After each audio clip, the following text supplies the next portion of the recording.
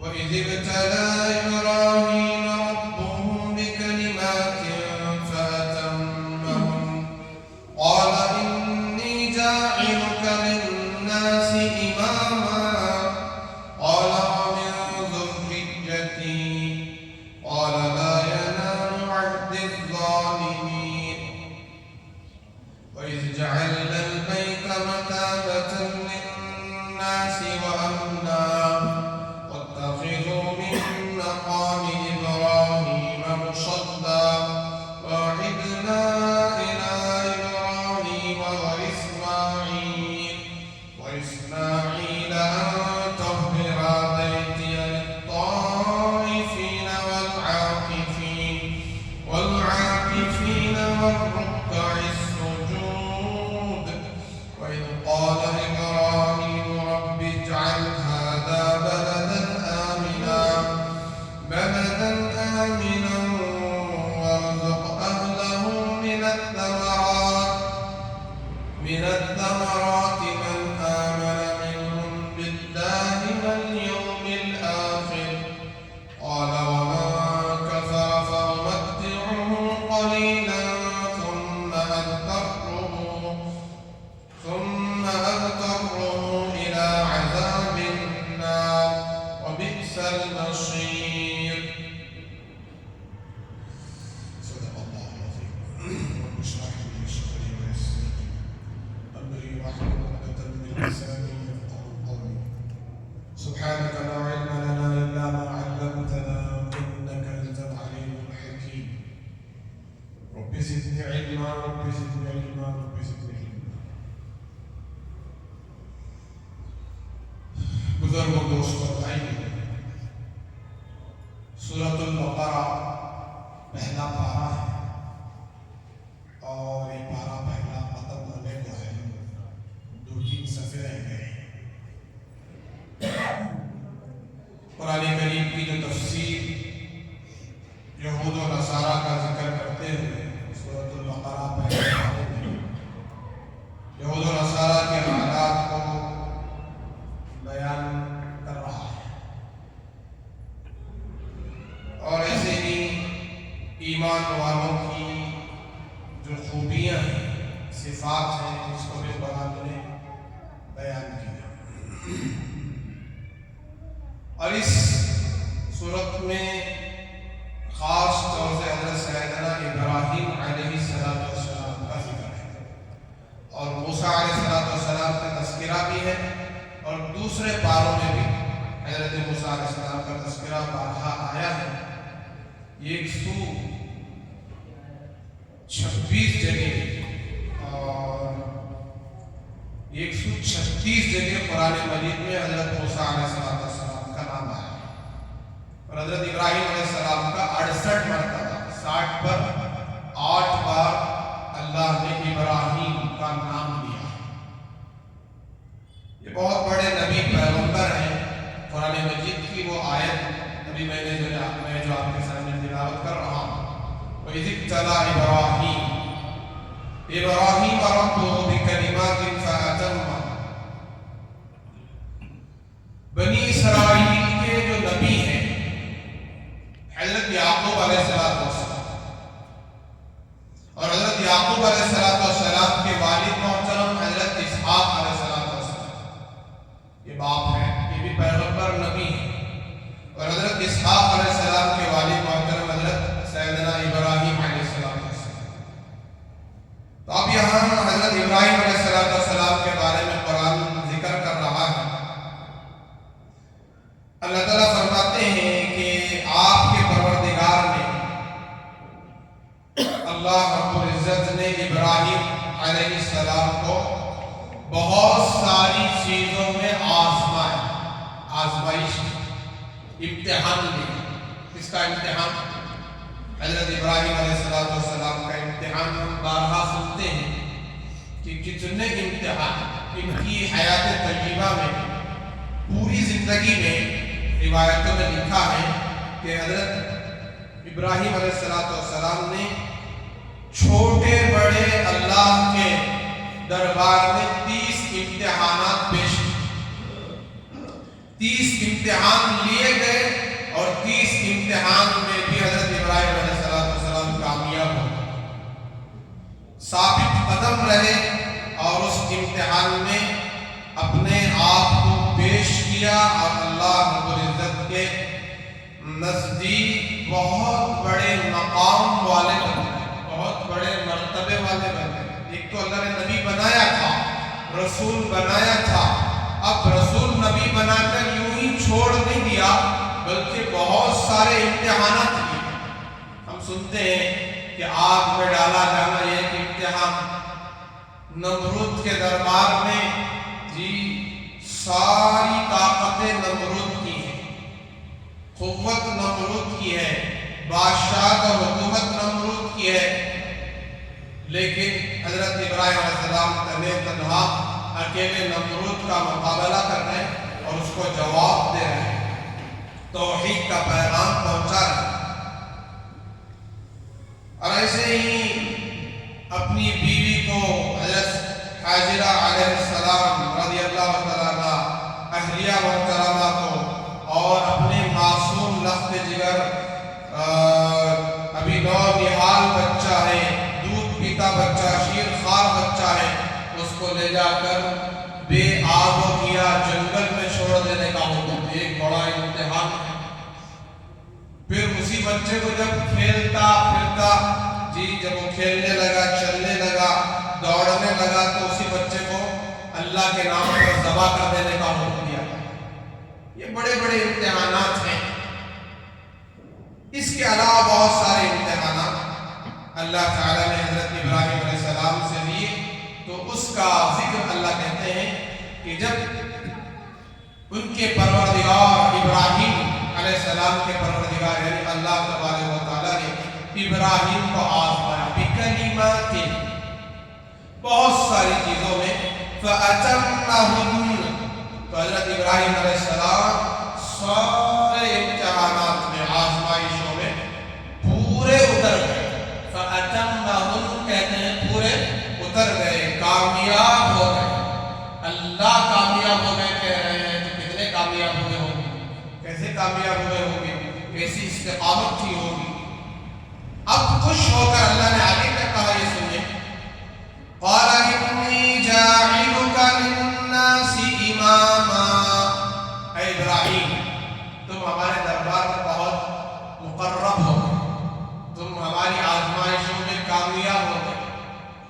ذبح کرنے کا حکم دیا گیا تو ذبح کرنے چلے گئے، بے آب و گیا جنگل ویران میں جہاں ایک گھاس دانا نہیں اگتا، ایک پانی کا قطرہ نہیں، ایک پرندہ نہیں اڑتا وہاں سے، ایسی جگہ تم نے لے جا کر اپنی بچوں کو چھوڑ دیا، بچے کو چھوڑ دیا، یہ ہماری آزمائش تھی، اس میں بھی کامیاب ہو گئے۔ اور بہت سارے امتحانات میں تم ثابت قدم رہے، پورے اتر گئے، تو سن لو خوشخبری، ہم تم کو قیامت کی صبح تک انی جاعلک للناس، تمام لوگوں کے لیے امام بنا رہے ہیں۔ کیا بنا رہے ہیں؟ کوئی مسجد کا امام ہوتا ہے، محلے کا امام ہوتا ہے، اب ہم کیسی نظر سے دیکھتے ہیں، بھئی محلے کے امام صاحب، مسجد کے امام صاحب، یہ امام صاحب کتنے بڑے امام ہیں، پوری دنیا کے امام، پوری انسانیت کے امام۔ ایک تو نبی ہے ہی، رسول ہے ہی، امام کسے کہتے ہیں؟ امام تابعداری کو کہتے ہیں۔ جو نماز ہم نے امام کے تابع ہو کر ادا کی ہے، اگر کوئی بندہ امام سے پہلے رکوع کرتے، امام سے پہلے سجدے میں چلے جائے، امام سے پہلے ہاتھ اٹھا کے باندھ لے، امام سے تکبیر بولے کہ یہ خود پہلے باندھ لیا، تو اس کی نماز نہیں ہوتی، جو امام سے آگے رہا۔ تو امام آگے رہنے والے کو کہتے ہیں، امام کی تابعداری کو ہم جو ہے لازم پکڑیں۔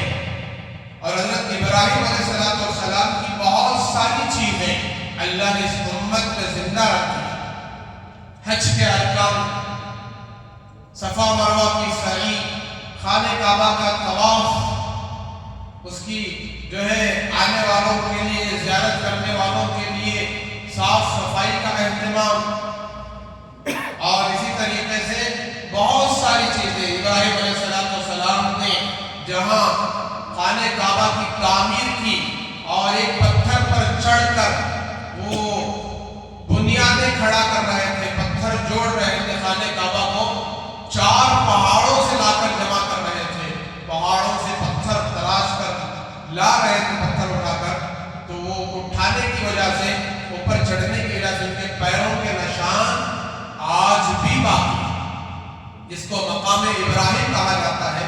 جتنے حضرات حج و عمرے کو گئے ہیں وہ اپنی آنکھوں سے وہ گولڈن کلر کا جو حضرت ابراہیم علیہ السلام کے قدموں کے نشانات جو بنائے گئے ہیں، رکھے ہوئے ہیں، اس زمانے کے ہزاروں سال پرانے وہ موجود ہیں، اس کو محفوظ کر رکھے ہیں۔ اور ہر حاجی، ہر عمرہ کرنے والا جب طواف کر لیتا ہے تو 2 رکعت نماز مقام ابراہیم کے پیچھے کھڑے ہو کر، جہاں سہولت سے نماز پڑھی جا سکتی ہے، دور جا کر اس کے پیچھے 2 رکعت نماز ادا کرنا واجب ہو جاتا ہے۔ تو بہت ساری چیزوں کو اللہ نے ابراہیم علیہ السلام کی زندہ رکھ دیا اور اس امت کے لیے ضروری قرار دے دیا۔ تو یہ امام بنایا، اللہ نے ان کے اعمال کو قبول فرمایا، تو قیامت کی صبح تک کے لیے یہ امام ہیں، اور امام کا مطلب ہے ان کے اعمال کو زندہ رکھا، اور انہی کی نسل میں، انہی کی ذریت میں ہمارے اور آپ کے آقا تاجدار مدینہ، سرکار مدینہ حضرت محمد رسول اللہ صلی اللہ علیہ وسلم تشریف لائے۔ لیکن ایک بات یاد رکھیں، ابراہیم علیہ السلام اپنی جگہ بہت بڑے مقام و مرتبے والے ہیں، لیکن ہمارے نبی سے بڑے مقام والے نہیں ہیں۔ ہمارے آقا، ہمارے نبی تمام نبیوں سے زیادہ مقام و مرتبے والے ہیں۔ اسی لیے شاعر کہتا ہے، وہ امام صف انبیاء ہیں، وہ امام صف انبیاء ہیں، ان کا رتبہ بڑوں سے بڑا ہے۔ کون امام صف انبیاء؟ ہمارے آقا۔ انبیاء کی جو صفیں قائم ہوئی، ان صفوں کے امام کون بنے؟ ہمارے نبی۔ معراج کے موقع پر جب آپ مکہ مکرمہ سے بیت المقدس تشریف لے گئے، تمام انبیاء اس بیت المقدس میں مسجد اقصی میں جمع تھے، اور ان تمام نبیوں کی امامت کرانے والے کون؟ حضرت سیدنا مولانا محمد رسول اللہ صلی اللہ علیہ وسلم، ہمارے نبی۔ حضرت ابراہیم علیہ السلام کو جو نبی بنایا گیا، ہمارے نبی کی برکت سے بنایا گیا، تو ہمارے نبی کی شان تو بہت بلند ہے۔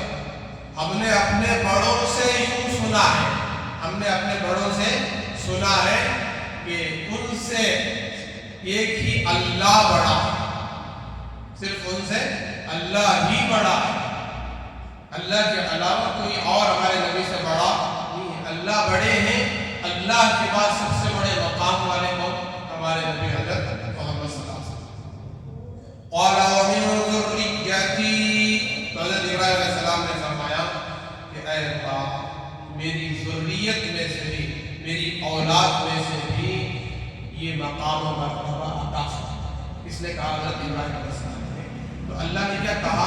قال لا ینال عہد الظالمین، اے ابراہیم، میرا یہ وعدہ، میرا یہ عہد ظالموں تک نہیں پہنچے گا۔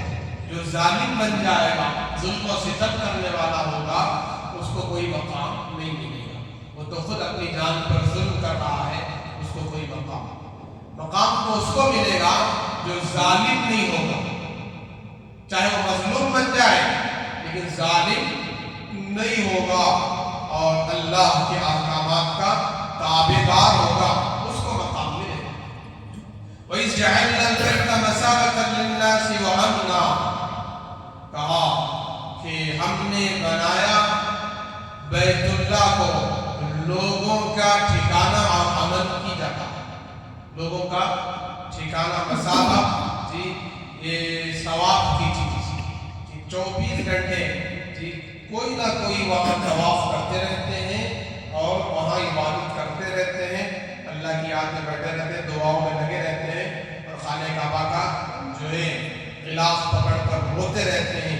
یہ مسابہ ثواب کی چیز بنایا اللہ نے اس مقدس گھر کو، اور امن کی جگہ ہے۔ مکہ کیسی جگہ ہے؟ امن کی جگہ، وہاں قتل نہیں ہوتا اور لڑائی جھگڑے نہیں ہوتے جی۔ وہ اگر کوئی لڑائی جھگڑا کرتا ہے تو اس کو مکے سے باہر نکال کر وہاں سزا دی جاتی ہے، مکے میں سزا نہیں دی جاتی، اتنا امن کا علاقہ ہے۔ وَاتَّخِذُوا مِن مَّقَامِ إِبْرَاهِيمَ مُصَلًّى، اللہ نے حکم دیا کہ اے لوگوں، اے امت محمد، جیسے میں نے ابھی آپ کے سامنے عرض کیا کہ مقام ابراہیم کو مصلی بنا لو. کیا بنا لو؟ مصلی. مقام ابراہیم کے پیچھے کھڑے ہو کر اللہ کے لیے 2 رکعت نماز ادا کرو. کتنے رکعت؟ 2 رکعت نماز ادا کرو. یہ مقام ابراہیم کا جو مرتبہ ہے اور مصلی بنانے کا حکم دیا ہے. وَأَحِدْنَا إِلَىٰ إِبْرَاهِيمَ وَإِسْمَاعِيلَ أَن طَهِّرَا بَيْتِيَ لِلطَّائِفِينَ وَالْعَاكِفِينَ. اچھا، یہ جو مقام ابراہیم کے پیچھے جو نماز ادا کی جا رہی ہے، یہ حکم کب آیا؟ اللہ حکم دے رہے ہیں. حضرت سیدنا عمر ابن خطاب رضی اللہ تعالیٰ عنہ فرماتے تھے، انہوں نے اللہ کے نبی علیہ السلام کے دربار میں آ کر فرمایا، یا رسول اللہ کتنا اچھا ہوگا کہ اس مقام ابراہیم کی جگہ نماز ادا کی جائے. تو یہ ان کی خواہش ہوئی، اللہ نے اس کو آیت بنا کر بتا دیا. 17 یا 18 مقامات ایسے ہیں جہاں حضرت عمر کی خواہش ہوئی، اللہ نے قرآن بنا کر اتار دیا اور اس کو شریعت بنا دیا، شریعت کا حکم بنا دیا. آگے کہا وَعِدْنَا إِلَىٰ إِبْرَاهِيمَ وَإِسْمَاعِيلَ أَن طَهِّرَا بَيْتِيَ لِلطَّائِفِينَ وَالْعَاكِفِينَ وَالرُّكَّعِ السُّجُودِ. اللہ کہتے ہیں کہ ہم نے اس بات کا عہد ابراہیم سے، اسماعیل سے، ان دونوں پیغمبروں سے، دونوں باپ اور بیٹے سے عہد لیا ہے علیہ السلام کہ وہ ہمیشہ ان طہرا بیتی للطائفین، کہ وہ ہمارے اس مقدس گھر کو پاک صاف رکھیں گے. کیسے رکھیں گے؟ پاک صاف رکھیں گے. کن کے لیے؟ طواف کرنے والوں کے لیے. آپ جی گئے ہیں حج اور عمرے کے لیے تو آپ دیکھے ہوں گے کہ وہاں ایک مستقل بڑی جماعت اس کی صاف صفائی کے لیے 24 گھنٹے ترتیب بدلتی رہتی ہے اور وہاں موجود رہتے ہیں. ماشاءاللہ پانی ڈال کر، سرف ڈال کر، وہ پاؤڈر ڈال کر، خوشبو ڈال کر ایسا دھوتے ہیں اس کو، اللہ اکبر کبیرہ، وہ دودھ سے زیادہ سفید چمکتا رہتا ہے. اتنا صاف ستھرا یہ اللہ کا حکم اللہ نے ابراہیم علیہ السلام کو عطا فرمایا اور وہ حکم آج تک باقی ہے. طواف کرنے والوں کے لیے پاک رکھو، اعتکاف کرنے والوں کے لیے پاک. اعتکاف کسے کہتے ہیں؟ کہ گئے اور نیت کر لی کہ میں 24 گھنٹے یہاں رہوں گا، عبادت کرتے ہوئے رہوں گا اور تلاوت کرتے ہوئے رہوں گا، دنیا کی کوئی بات نہیں کروں گا، بیکار بات نہیں کروں گا، اور آخری درجہ ایک نماز سے دوسری نماز تک اعتکاف کی نیت کر لی، عبادت میں بیٹھ. اس کو اعتکاف کہتے ہیں. ہر سال رمضان المبارک میں مستقل اعتکاف جو سنت مؤکدہ ہے اس میں بیٹھتے ہیں. وَالرُّكَّعِ السُّجُودِ، اور رکوع کرنے والوں کے لیے، نماز پڑھنے والوں کے لیے دیکھا ہے آپ نے، جیسے ہی نماز کا وقت ہوتا ہے تو کیا کرتے ہیں؟ صفیں بننا شروع ہو جاتی ہے، طواف رک جاتا ہے. طواف رک جاتا ہے نماز کی وجہ سے. تو نماز ایک ایسی بڑی دولت ہے، نماز اتنی بڑی نعمت ہے، اللہ نے نماز کو اتنا بڑا مقام و مرتبہ عطا کیا ہے. اگر کوئی ذکر میں بیٹھا ہے، بہت اچھی چیز ہے، سبحان اللہ پڑھ رہا ہے، الحمدللہ پڑھ رہا ہے، اللہ اکبر پڑھ رہا ہے، لا الہ الا اللہ پڑھ رہا ہے، تسبیح میں لگا ہوا ہے. اب نماز کا جو ہی وقت آ جاتا ہے تو شریعت حکم دیتی ہے اب ذکر کرنا چھوڑ کر نماز کی صف میں آ کر کھڑے ہو جائیں. نماز اب نماز کا وقت ہے، اللہ کا حکم پورا کرنے کا وقت ہے. ایسے کوئی قرآن کی تلاوت کرتے ہوئے بیٹھا ہے، کتنی بڑی عبادت ہے تلاوت کرنا، لیکن اس تلاوت کرنے والے سے کہا جائے گا تلاوت چھوڑ کر آؤ رہا، اب تلاوت کا وقت نہیں ہے، اب نماز کا وقت ہے. تو یہ اور ایسے ہی فرمایا طواف بہت بڑی عبادت ہے. پوری دنیا میں ایک ہی جگہ طواف ہوتا ہے، اس کے علاوہ کسی جگہ کا طواف جائز نہیں ہے. خامخواہ ہم نے بنا لیا ہے طواف کرنا، مرغ محلے کو گئے وہاں جا کے طواف کریں، وہ درگاہ کو گئے اس کا طواف کریں، وہ بابا کے مزار پر گئے وہاں طواف کر لی. کون سا طواف ہے یہ؟ قرآن میں ہے نہ حدیث میں ہے، نہ حضور نے فرمایا ہے، نہ صحابہ نے کسی بزرگ کا طواف کیا ہے. اللہ اکبر، قبر کا طواف کر. طواف تو اللہ کے گھر کا ہے.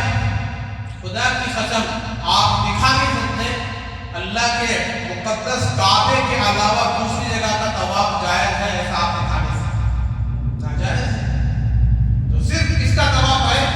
اللہ کے مقدس گھر کا. مسجد کا بھی طواف نہیں.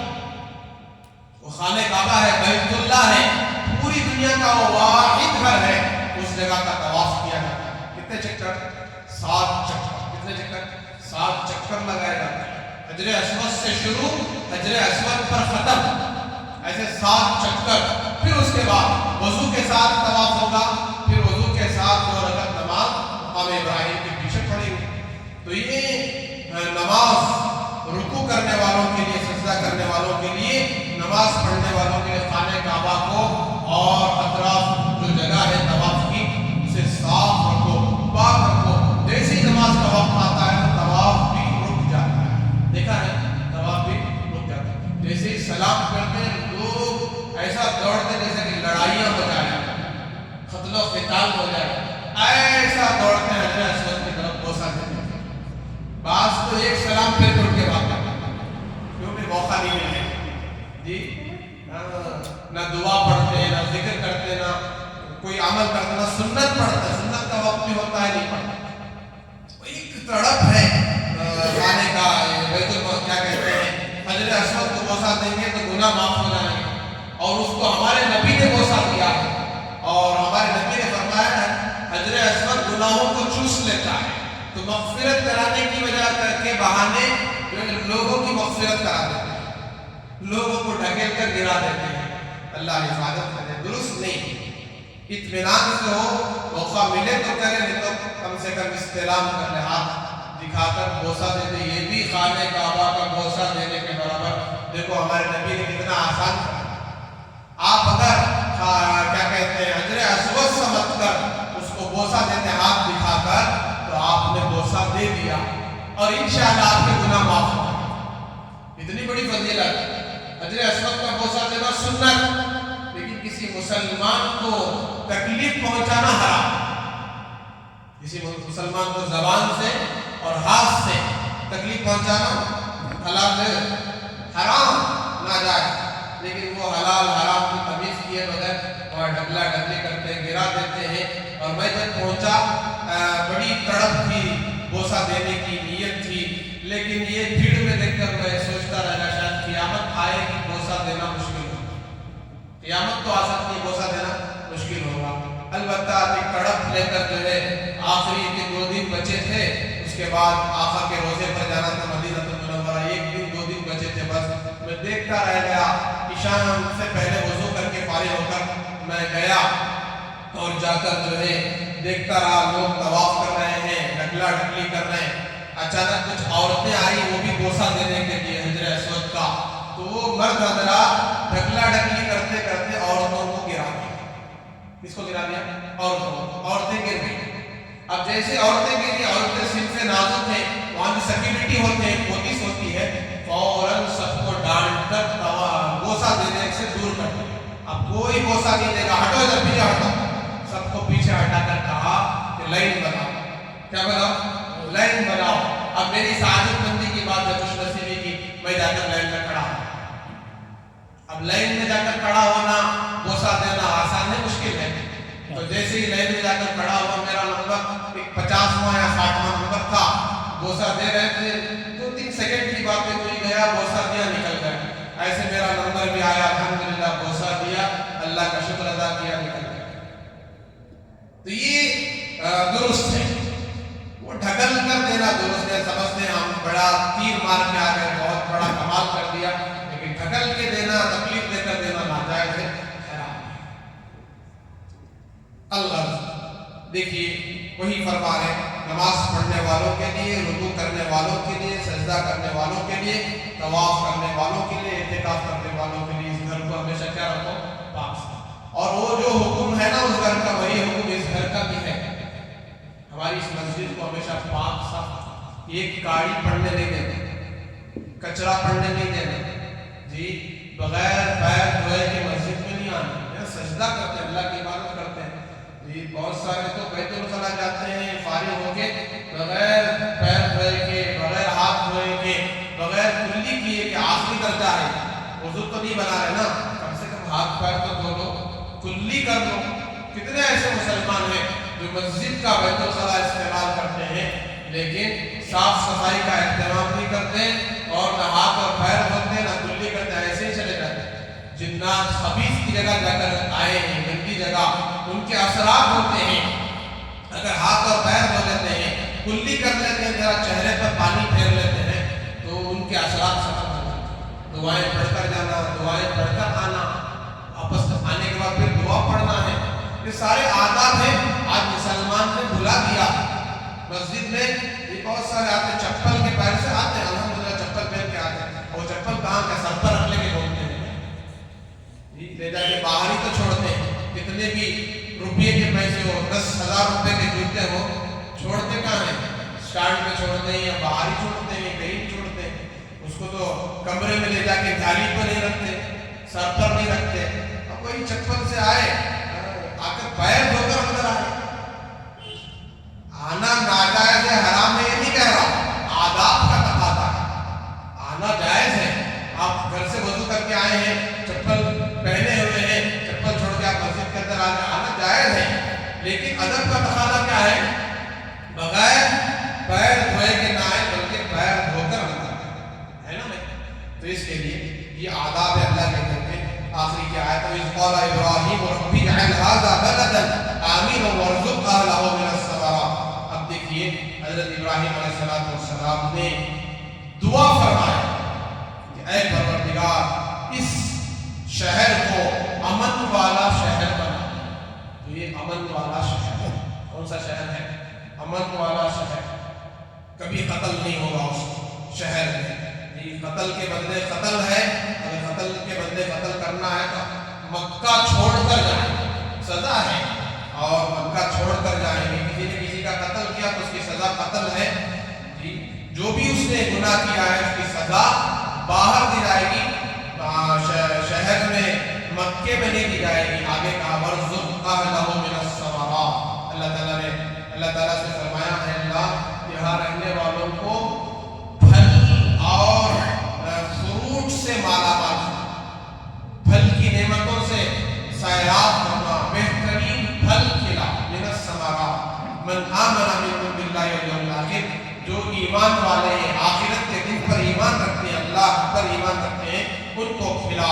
तो आप जी गुमराह करने वाले, करने वाले देखे होंगे कितने खूबसूरत फल, कितने लजीज मजेदार, नंबर 1 माल वहां जाता है, दुनिया का सबसे पहली क्वालिटी का माल, कितना खूबसूरत।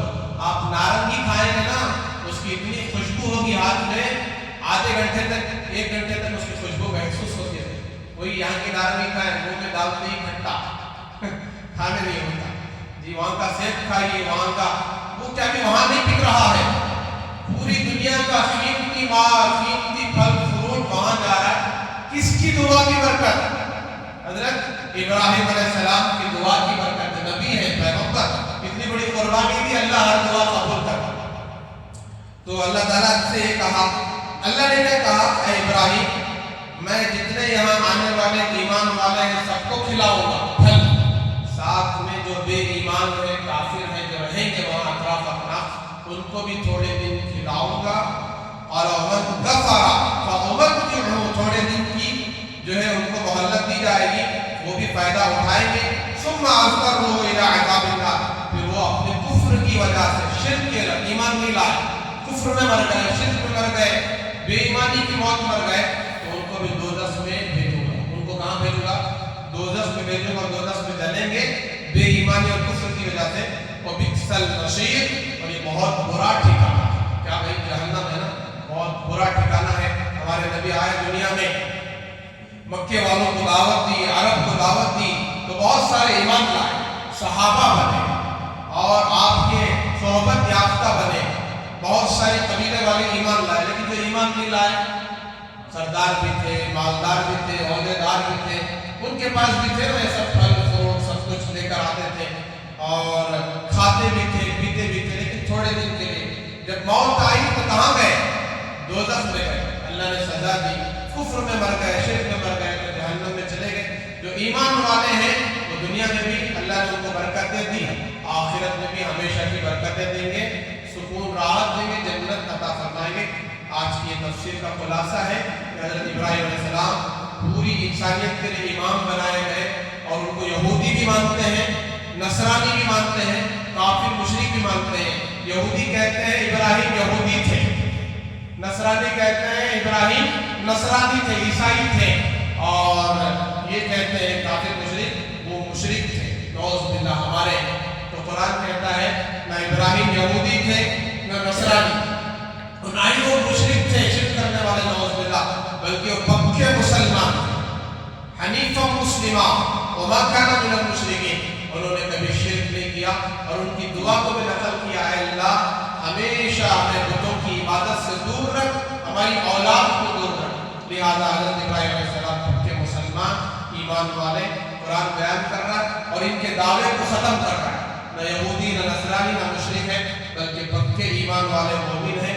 اللہ تعالیٰ سے دعا فرمائے ہم سب کو حضرت ابراہیم علیہ السلام کی پیروی کرنے کی اور ان کی جتنی سنتیں اللہ نے اس امت میں باقی رکھا ہے اس پر عمل کرنے کی، اور ہمارے نبی حضرت محمد صلی اللہ علیہ وسلم کی شریعت پر 100% عمل کرنے کی توفیق عطا فرمائے، اخلاص و استخلاص عطا فرمائے. وآخر دعوانا الحمد للہ رب العالمین. سبحان ربک رب العزة عما یصفون وسلام علی